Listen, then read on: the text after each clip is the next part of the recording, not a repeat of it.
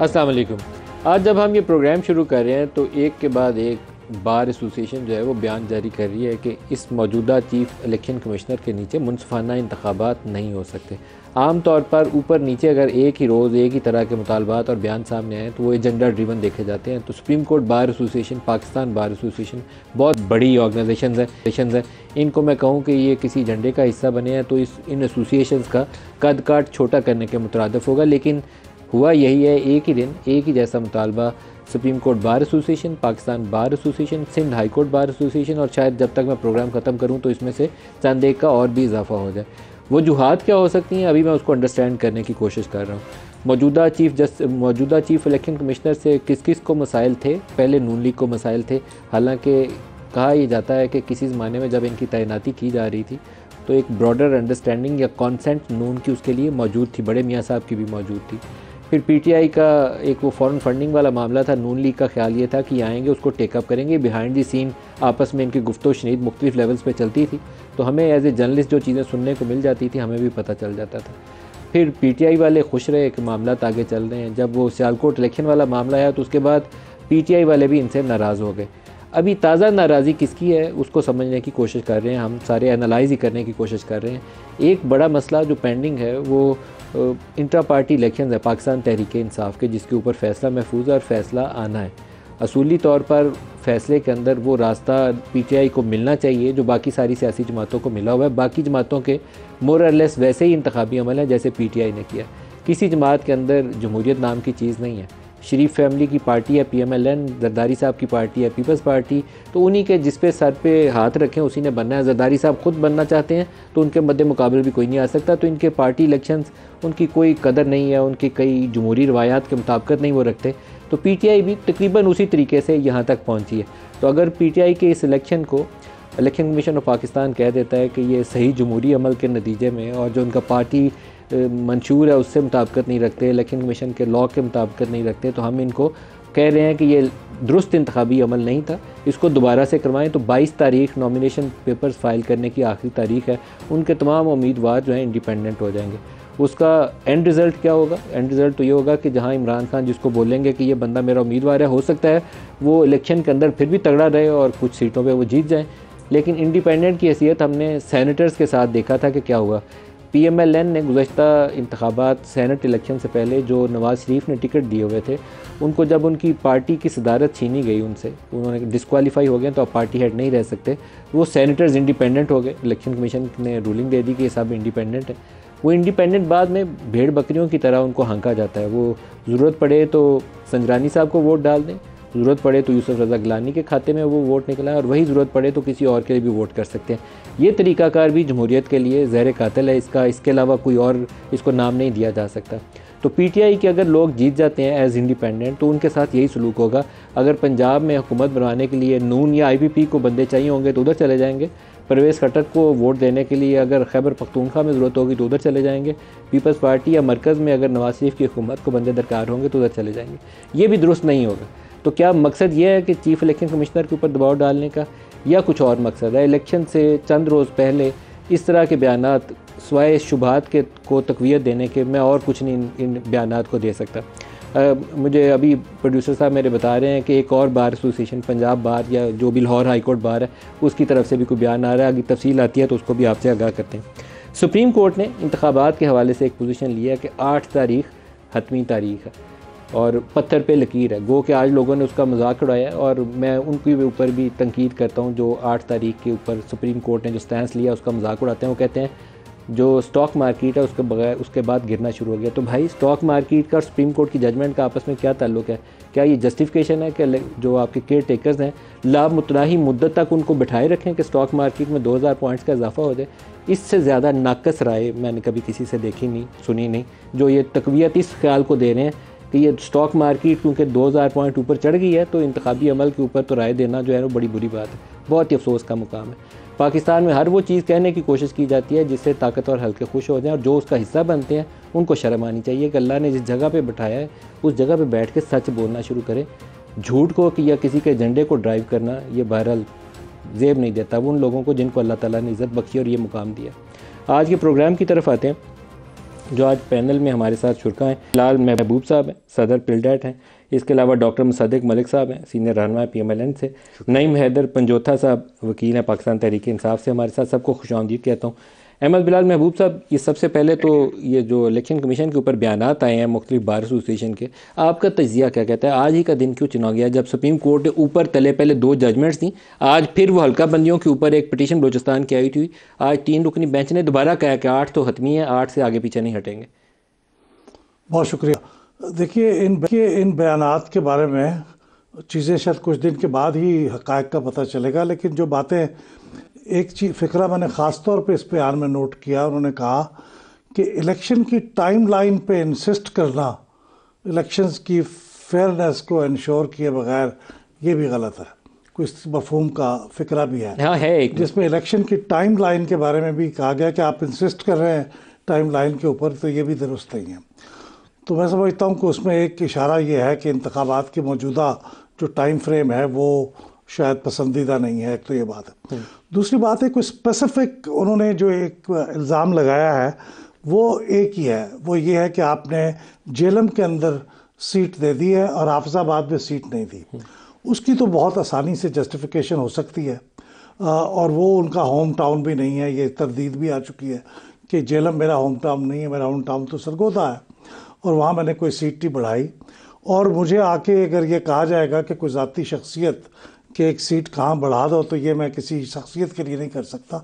तो इससे कुछ इशारे मिलते हैं कि कुछ ये कैसे ये मामला एक सीट के लिए सारी बार एसोसिएशन नहीं इकट्ठी होंगी, ये है ये मुश्किल काम। लेकिन ये बहरहाल कुछ फ्रेटर्निटी होती है जिसके अंदर होते हैं, मैं इसलिए कुछ कह नहीं सकता कतईयत के साथ। लेकिन ये अगर लेवल प्लेइंग फील्ड का इल्ज़ाम है तो ये तो सिर्फ इलेक्शन कमीशन के ऊपर या चीफ इलेक्शन कमिश्नर पे नहीं है। देखिए ये डायरेक्टेड कमीशन पे भी नहीं है, चीफ इलेक्शन कमिश्नर के ऊपर कहा गया मस्ट गो, टारगेटेड अटैक है, टारगेटेड अटैक है, मस्ट गो। वरना ये फैसले तो सारे और टाइमिंग बड़ी मजे की है। सुप्रीम कोर्ट के जो जजमेंट्स आई हैं ना, उसके बाद अब हम सोचते थे कि इलेक्शन कैंपेन शुरू होगी। आज ये नून लीग वाले भी अपनी पार्टी मीटिंग्स कर रहे हैं मुख्तलिफ डिस्ट्रिक्ट्स के अंदर पार्टी टिकट्स फाइनलाइज करने के लिए। तो ऐसे मौके पे कहें कि नहीं, फेयरनेस ऑफ इलेक्शंस को पहले यकीनी बनाएं, उसके बाद तारीख की बात होगी। और चीफ इलेक्शन कमिश्नर आप तो घर जाओ, तो इसका मतलब यह है कि आप उसको दोबारा डिरेल करने की कोशिश कर रहे हैं, क्योंकि कोर्ट्स ने कहा 8 फाइनल है, तो अब कोई और तरीकाकार निकाला जाए। मुझे याद है कि जब जनरल ज़ियाउल हक इंतखाबात कराने के लिए कहते थे तो बहुत से मुतालबात आते थे कि पहले एहतसाब फिर इंतखाब। ये तो टिपिकल है ना जी, है जो टिपिकल जब भी इलेक्शन को लेट करना होना पहले कहते हैं पहले एहतसाब फिर इंतखाब। हाँ, और अब ये कहते हैं कि हमारा बिजनेस जो है वो डिस्टेबलाइज हो रहा है, तो इसके लिए इलेक्शन ना करवाए जाए। तो मुख्तलिफ तौजीहात दी जाती हैं इलेक्शन ना करवाने की, लेकिन भारत इलेक्शन को तो होना है, वो होना चाहिए। 8 को होगा और मुझे खुशी है, बिल्कुल होना चाहिए, होगा 8 को होगा, 8 फरवरी को होगा।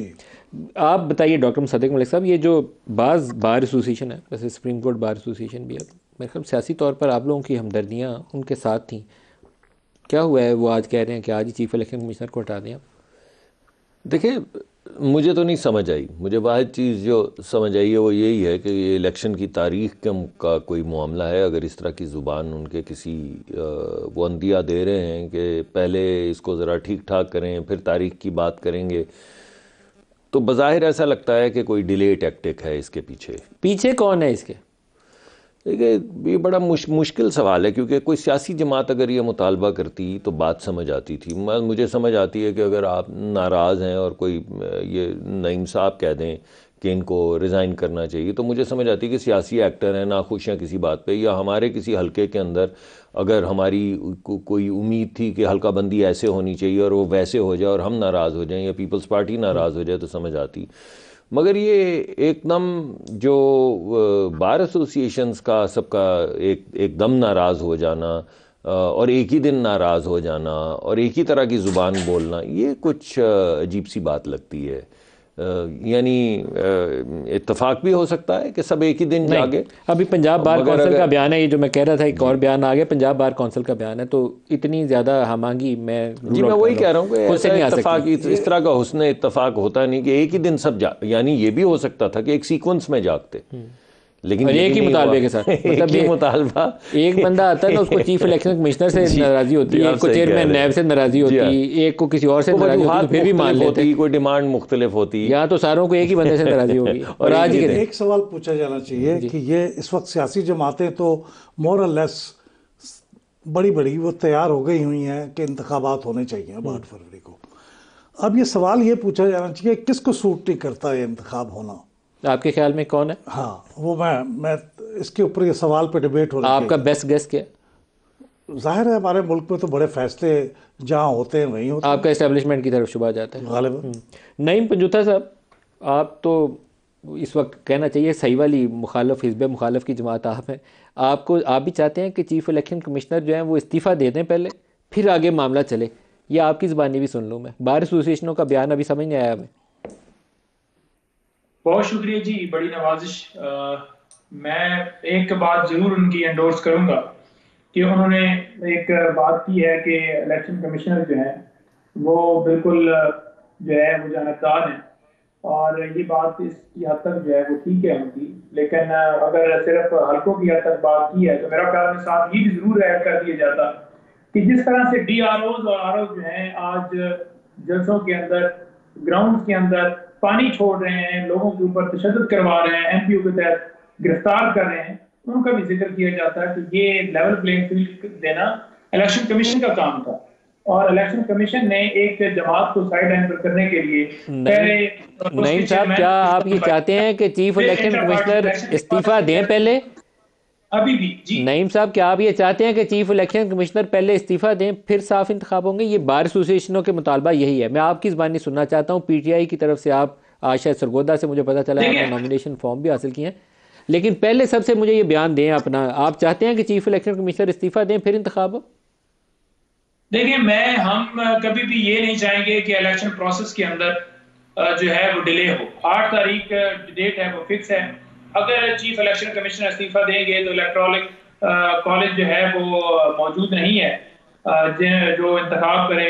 वहां पर लीडर ऑफ द हाउस वो भी नहीं है, वो भी तो ये सारा मामला जो है पहले आपने देखा कि हमने फ्री एंड फेयर इलेक्शन की अगर बात की तो हमारे ऊपर ये लगाया गया कि आप इलेक्शन डिले करवाना चाहते हैं, इसलिए आप दरखास्त लेकर गए हैं। हालांकि हम तो ये कह रहे थे कि फ्री एंड फेयर इलेक्शन के लिए ये ROs का मामला जो है ये डिसाइड किया जाए कि इंतजामिया से नहीं होने चाहिए। और उसी की अगर मिसाल दी जाए तो कल का मैं एक बताता हूँ कि हमारे एक दोस्त कुलीग हैं जो वहां पर पेपर लेने के लिए गए हैं, तो उन्हें वहां पर बिठा लिया गया है, वही DROs जिनको लगाया जा रहा है। आप उन्होंने नईम कहा साहब कि आप यहाँ खुद पर फोन करें। नईम साहब आप खुद सरगोदा से इंतखाबात में हिस्सा ले रहे हैं? नईम साहब आप खुद जो है सरगोदा से इंतखाबात में हिस्सा ले रहे हैं कौमी असम्बली के? जी, मैं नॉमिनेशन पेपर जो है वो जमा करवा रहा हूँ जी, NA की किस हल्के से? सीट के ऊपर जी NA 82 के ऊपर जी। सुबह मेरा दिल है जी वहाँ पर नॉमिनेशन पेपर जमा करवाएंगे जी। मैं सरगोदा ही मौजूद हूँ। कॉन्स्टिट्यूंसी जी उनका ही और ये कॉन्स्टिट्यूंसी किसकी? पेरा के साथ एक तरफ ये चीफ इलेक्शन कमिश्नर की कॉन्स्टिट्यूंसी? इलेक्शन कमिश्नर साहब तो इनके वोटर हैं। जी जी ये तो सिकंदर साहब हो सकता है आपको वोट डालने आए। नईम साहब, सिकंदर साहब वैसे ये तो बताते हैं कि इमरान खान साहब के वो फैन हैं, उन्हें बेहतरीन खिलाड़ी भी मानते हैं। अब पता नहीं हमें भी उसी तरह से मानते हैं, ये किस तरह से मानते हैं देखना पड़ेगा। जैसे उन्हें मान रहे हैं और जो उनके साथ कर रहे हैं, उनकी पार्टी के साथ जो किया नईम जा साहब, रहा है।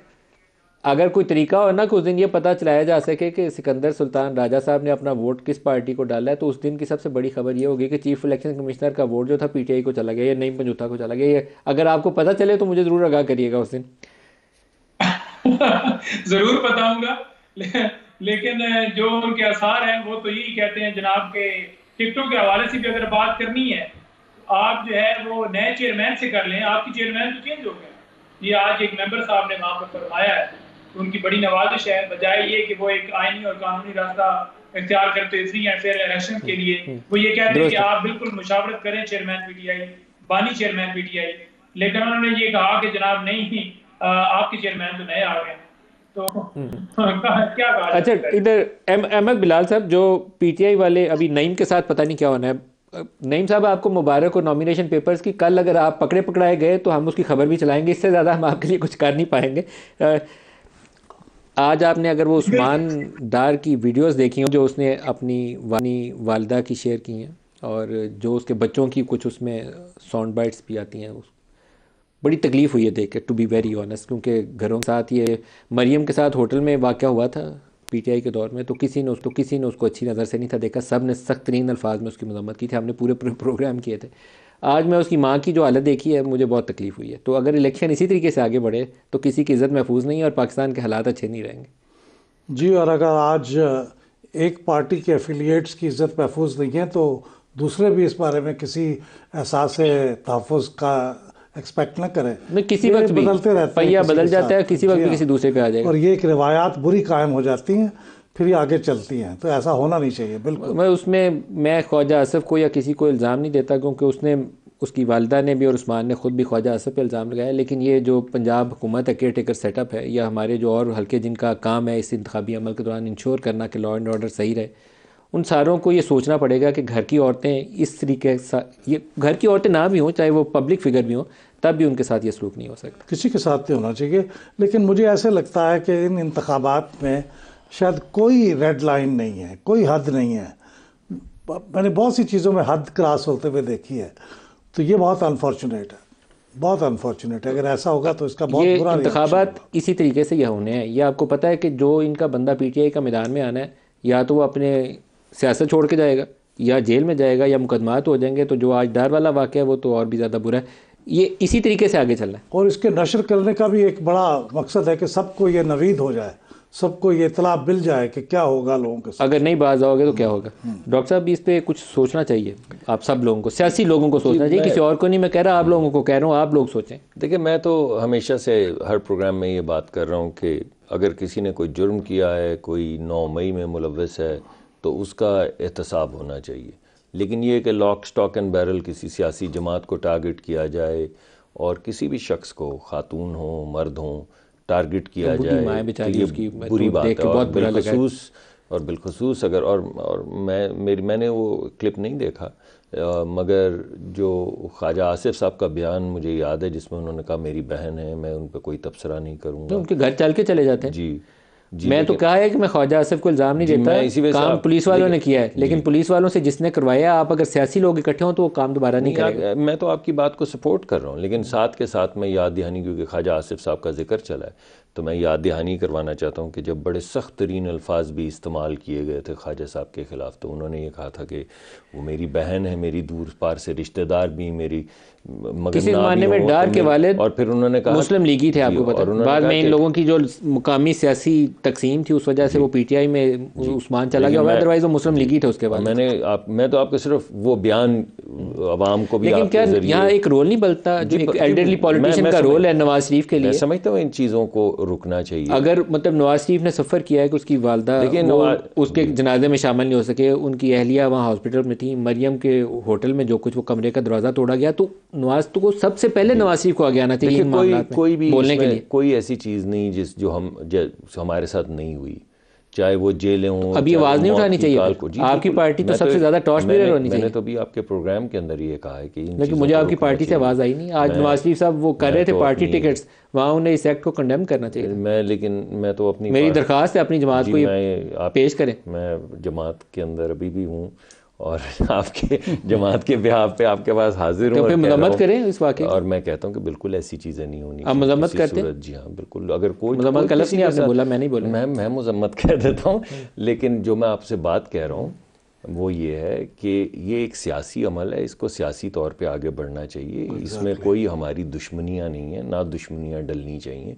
ये रवायत पीटीआई के ज़माने में कायम हुई है, किसी ज़माने में 1990 में होती थी, बड़ी मुश्किल से। 90 में भी बड़ी गंदी सियासत जी, मैंने मोहतरमा के ऊपर जो मैंने इसी वजह से कहा, मगर वो ख़त्म हुई।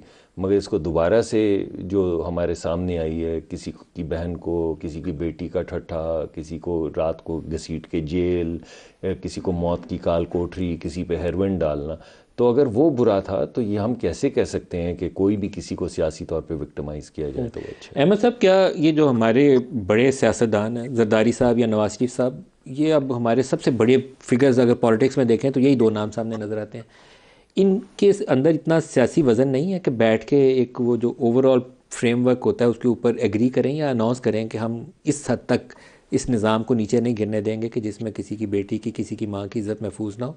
ये अगर अपना रोल अदा करें तो बाकियों के लिए एक लाइन ड्रॉ की जा सकती है।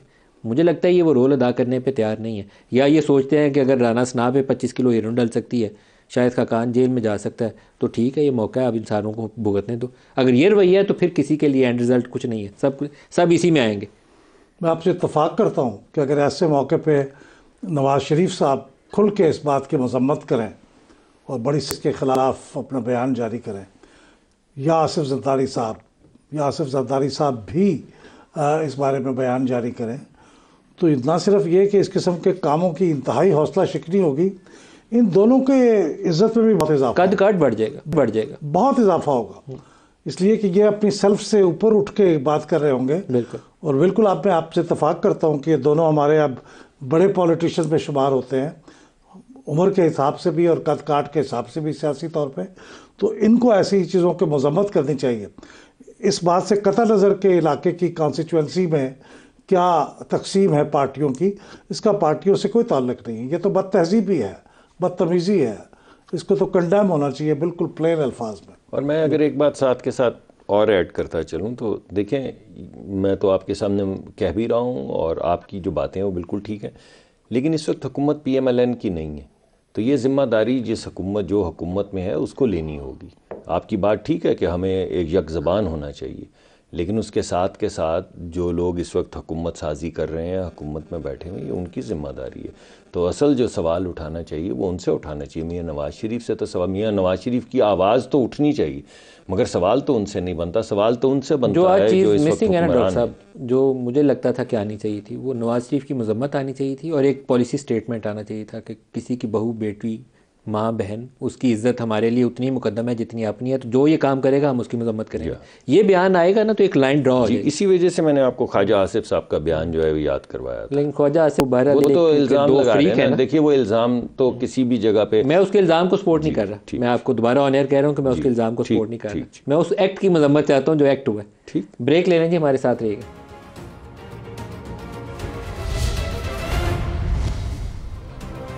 प्रोग्राम में दोबारा खुशामदीद कहते हैं।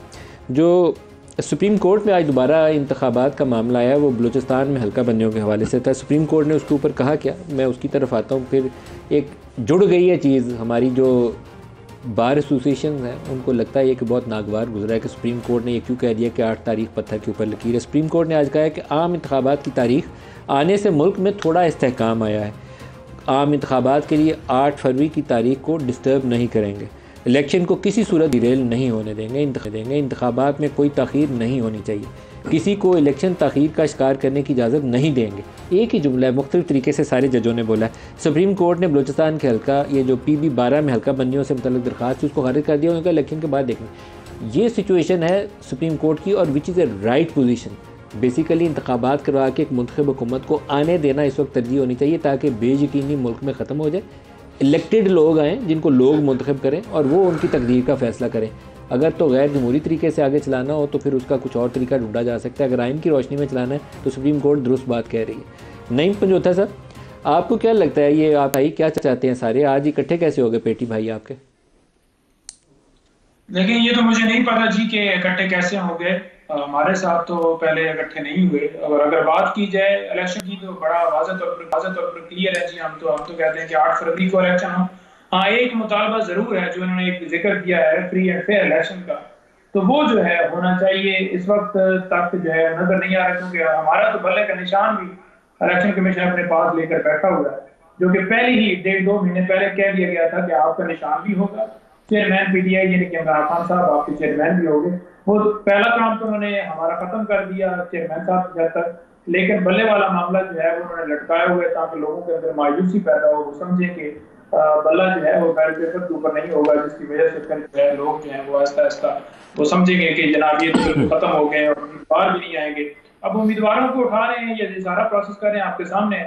उस्मान डार साहब की वालदा के हवाले से आप बात कर रहे थे, तो बड़ा अच्छा आपने किया कि आपने उस हवाले से डिस्कस किया, वो बड़ा जरूरी है, क्योंकि जिस तरह से उनके घर में गए हैं और जिस तरह से उनके साथ बर्ताव किया गया है, तशद्दुद किया गया है।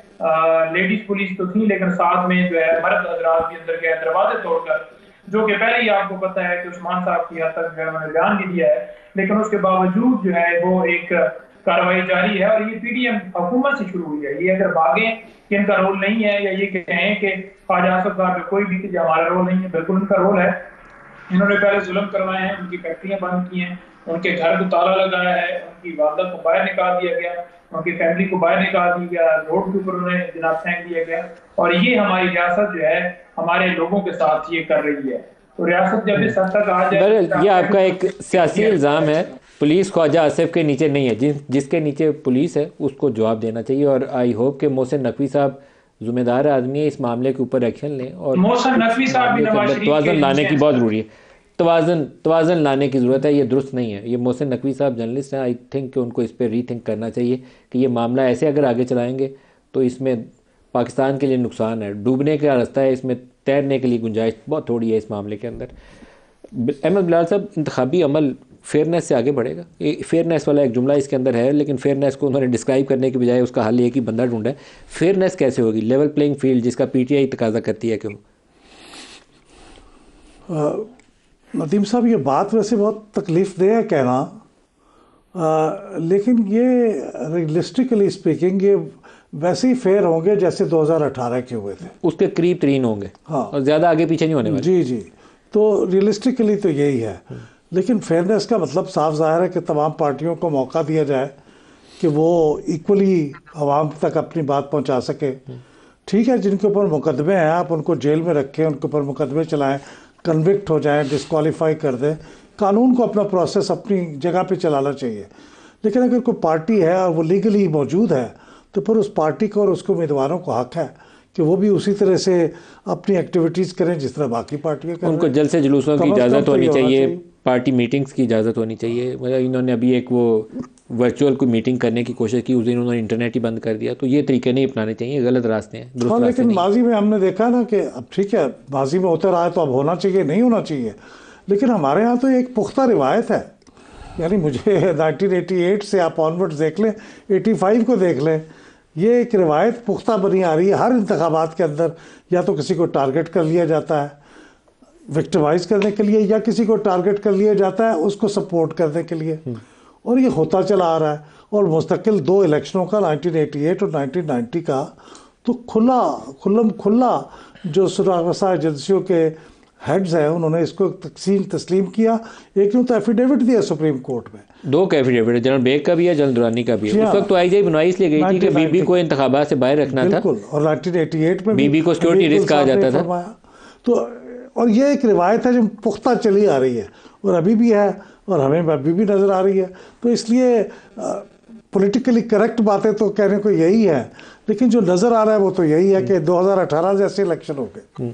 एक डॉक्टर मुसद्दिक साहब, आपको भी इस पे थोड़ी सी खुल के बात करनी चाहिए। मैं 2018 जो पाकिस्तान तहरीक इंसाफ ने इलेक्शन जीता था, मैं उसे कहता था ये IGI 2 है। IGI 1 नवाज शरीफ की थी, उसको ऐसे ही हुकूमत दी गई थी। फिर 18 वाला इलेक्शन IGI 2 था।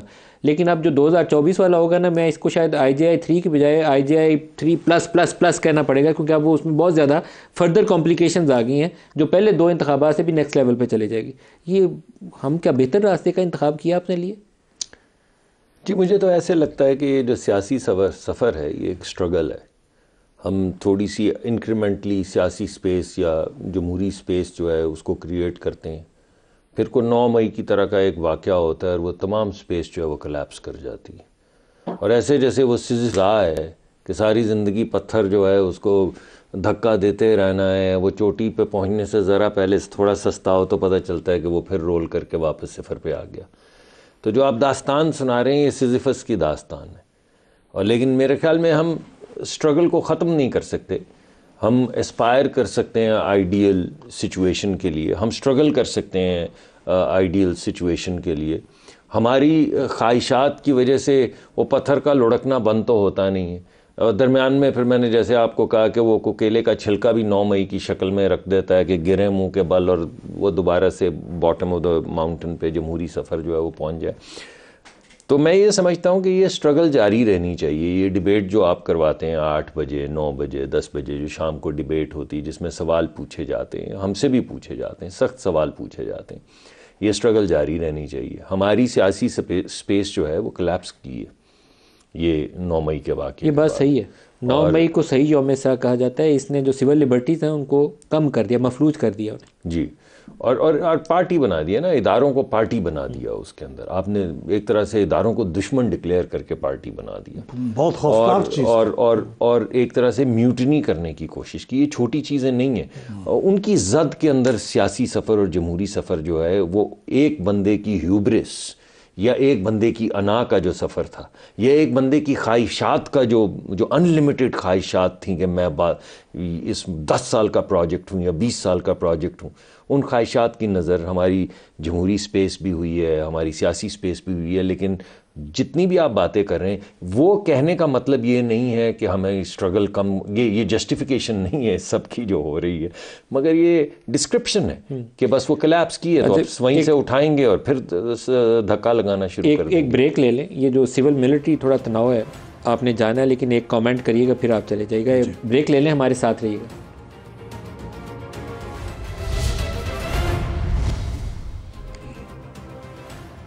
प्रोग्राम में दोबारा खुशामदीद कहते हैं। अहमद साहब, जो सिविल मिलिट्री टेंशन्स हैं ये पाकिस्तान की पूरी सियासी तारीख में हावी रही हैं। कभी कम ही अरसा होगा, इमरान खान के शायद जो पहले 2-2.5 साल थे वो एक्सेप्शनल पीरियड था कि सारे सेम पेज कहते थे उसको, सेम पेज की सियासत है। अब ये हमें कहाँ लेकर जाएंगी?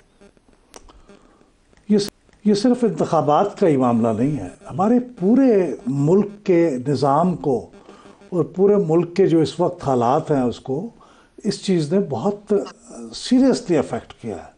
हमारी आज जो हालत है आप उसको इस फिनोमेना से अलग करके नहीं देख सकते। और मेरे ख्याल में हमारी फ़ौज के अंदर भी ये कंसेंसस था मौजूद। इसलिए तो वो जनरल कमर जावेद बाजवा साहब ने अपने अलविदाई खिताब में जाते हुए ये बात कही थी कि हम 70 साल से इंटरफेयर करते रहे हैं मुल्क के सियासी मामलात में, और अब हमने रियलाइज़ किया कि ये गैर कानूनी था, गैर आइनी था, हमें नहीं करना चाहिए। अब हमने फ़ैसला कर लिया बतौर इंस्टीट्यूशन के कि अब हम नहीं करेंगे। उस फैसले पे अमल हो रहा है? मुझे लगता था कि शायद इसके ऊपर अमल होना शुरू हो जाए, और जैसे मुसद्दक साहब ने कहा फिर 9 मई हुआ। 9 मई के बाद ये सारी चीज़ें वापस वहीं चली गई। 9 मई ने सारी इक्वेशन चेंज कर दी, सारी इक्वेशन चेंज कर दी। लेकिन ये हकीकतन इन प्रिंसिपल ये बात सही है कि फ़ौज का कोई काम नहीं है मुल्क के सियासी मामलात में दखल अंदाजी करने का। वो करके अपने आप को भी कमज़ोर करती है, मुल्क को भी कमज़ोर करती है। लेकिन अब जिस नहज पे हम आ गए हैं, अब इससे बाहर निकलेंगे तो फिर ये बात सोचेंगे ना। डॉक्टर साहब, मुझे ऐसा लगता है जी, जो आपने कहा कि हमारी ठीक है स्ट्रेस रहता है इदारों में, लेकिन जो अभी हुआ है वो मेरे ख्याल में पहले नहीं हुआ। इससे पहले कभी किसी ने फ़ौज को म्यूटनी के लिए या बगावत के लिए नहीं उकसाया। इससे पहले कभी किसी ने जर्नैलों को कुछ वफ़ादार हैं और बाकी क्या हैं, कुछ बहादुर हैं और बाकी क्या हैं। अब मैं असल अल्फाज नहीं इस्तेमाल कर रहा, मायूब अल्फाज हैं जिनको सोशल मीडिया पे अभी भी कुछ उनसे जुड़े हुए जो अनासर हैं, मैं उनका अच्छे लफ्ज़ों में नाम नहीं लूँगा क्योंकि ये जुल्म है पाकिस्तान के साथ जो ये काम कर रहे हैं ना, वो उकसा रहे हैं कुछ लोगों को, तो इंस्टीट्यूशन को टारगेट, इंस्टीट्यूशन को, चीफ को, आर्मी चीफ को टारगेट। और अगर ये खुदा न खास्ता खाकम बदन ये म्यूटनी कामयाब हो जाती तो आप सोचे पाकिस्तान में क्या होता। ये तो लिबिया होता, सीरिया होता, ये तो जुल्म, लिबिया, सीरिया, जो ट्राइबलिज्म है ये हम चाह रहे थे। तो मैंने पहले भी प्रोग्राम के दरमियान में जो कहा ना कि एक शख्स की हवस और एक शख्स का बुग़्ज़ और एक शख्स की अना और एक शख्स की ख्वाहिशात और लालच और हवस, उसने पूरी सियासत मुल्क की बर्बाद कर दी। जो अब हुआ है ये पहले नहीं हुआ। मुल्क तकसीम हो गया तब भी ऐसा नहीं हुआ था, ये अल्फाज नहीं कहे गए थे, इस तरह हमला नहीं किया गया था, म्यूटनी पे नहीं उकसाया गया था। हम बड़े सख्त मराहिल में से गुजरे हैं, लेकिन कभी ये नहीं हुआ जो इस दम मर्तबा हुआ। नईम साहब, क्लोजिंग रिमार्क्स आपसे भी। बहुत शुक्रिया जी। मैं ये गुजारिश करना चाहूँगा कि अगर अपने ये लीडर का बयान देखें नवाज शरीफ साहब का, तो वो बड़ा वाज़ेह तौर पर कहते हैं जी कि बाजवा साहब आपको जवाब देना पड़ेगा, आपने महंगाई करवाई, आपने इसको लॉन्च किया, आपने ये किया। तो वो सारा ये भूल जाते हैं उस वक्त वो आर्मी चीफ थे। क्या ये कहें तो ठीक है, अगर कोई दूसरा बंदा किसी शख्स के ऊपर क्रिटिसाइज करे, उसकी पॉलिसी के ऊपर करे, तो ये कहेंगे कि ये पूरे इदारों के खिलाफ है, ये पूरी अफवाज पाकिस्तान के खिलाफ है। बिल्कुल गलत बात कर रहे हैं। इमरान खान साहब ने हर उस बात की बिल्कुल तरदीद की है कि हम बिल्कुल इदारों के खिलाफ नहीं है और अपनी पाक आर्मी हमारी आर्मी है और हम किसी तरह से उनके खिलाफ हैं। दूसरी बात ये रह गई कि 9 मई का सबसे ज्यादा फायदा किसको हुआ? प्रोग्राम एंड पे आ गया। एक मेरे पास थोड़ा सा हमारे एक साथी हैं, उन्होंने अपडेट दिया है। उन्होंने कहा है कि एहसन भून साहब वो चीफ इलेक्शन कमिश्नर के पास गए और उन्हें 2 सीट्स एनए की क्रिएट करने के लिए हाफसाबाद में कहा। When creation of 2 extra seats Hafizabad से उनको बताया गया कि इज़ नॉट पॉसिबल, तो उसके बाद वो हाई कोर्ट में चले गए और हाई कोर्ट में उन्होंने कहा कि ये मामला जो है वो ईसीपी को कहा जाए। और जब उनकी ये ख्वाहिशात पूरी नहीं हुई तो उसके बाद ये एक इल्ज़ाम है, मैं कोशिश करूँगा कल इसके ऊपर उनसे रिएक्शन भी लिया जाए।